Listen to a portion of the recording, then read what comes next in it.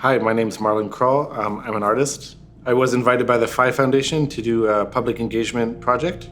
Over the months, we were developing it, and this is what we ended up with.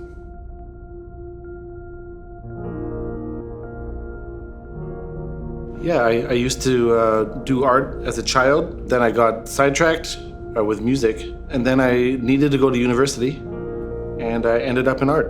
And it's sort of just incidental. And then 5 years later, I guess I do a bit of everything.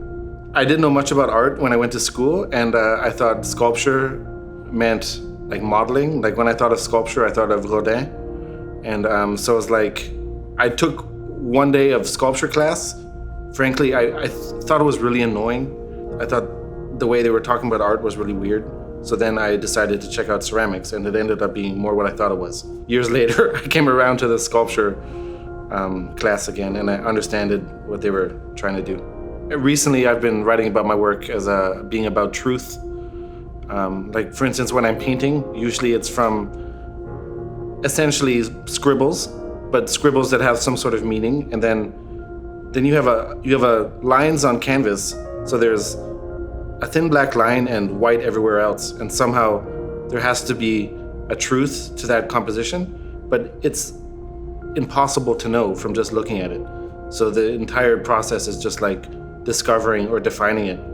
And I am quite romantic, so I do think that there's one truth to each, but it's never obvious. It's usually confounding, and it takes a lot of labor and time to find it. I always feel like there's a perfect complement to every line or to every gesture.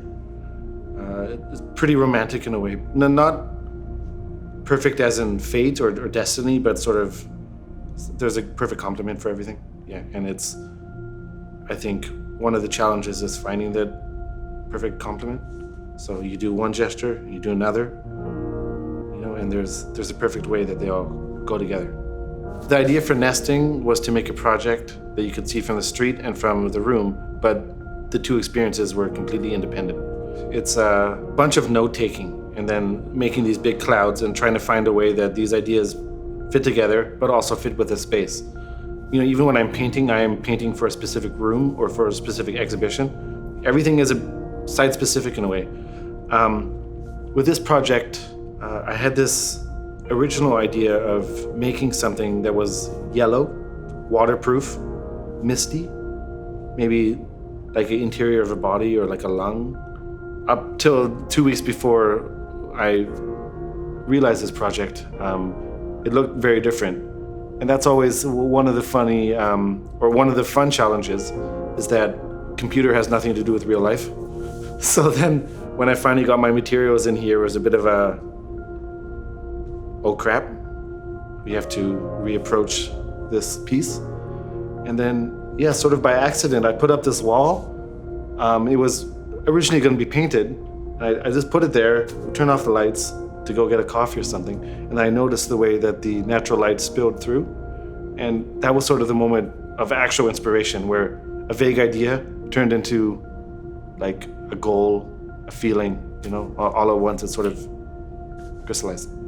Usually I'm making intuitive choices, and when we came in here, something immediately felt right.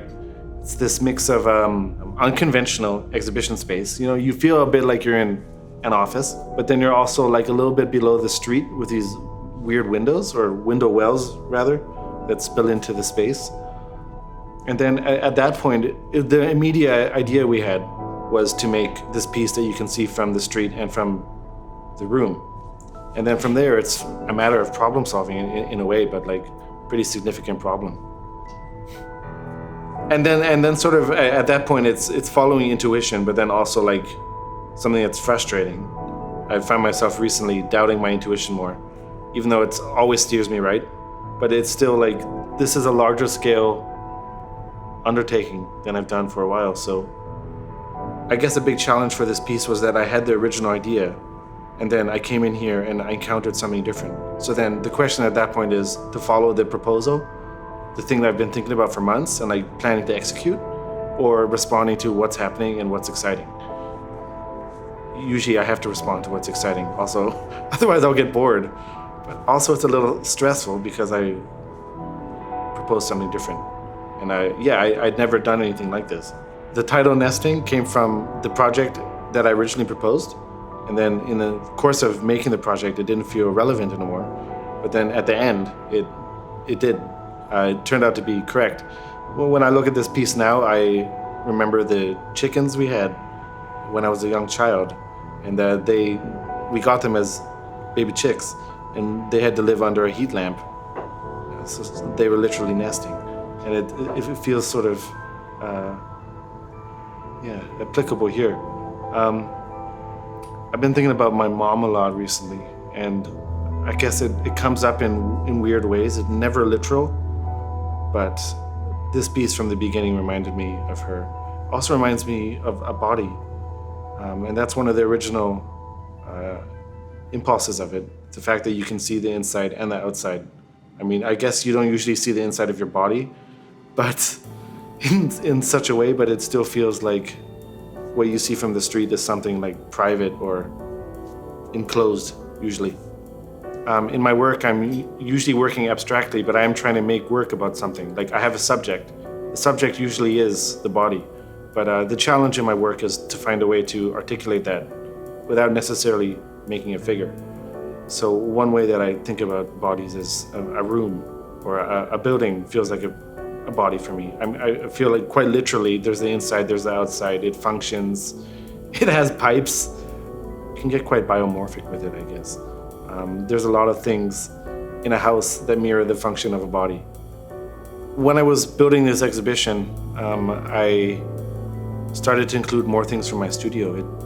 As usual, it's an intuitive decision, basically based off the color. I wanted a feeling of yellow in this exhibition, of I guess light and life and sunshine. Yeah, I'm always thinking about this space when I'm making art.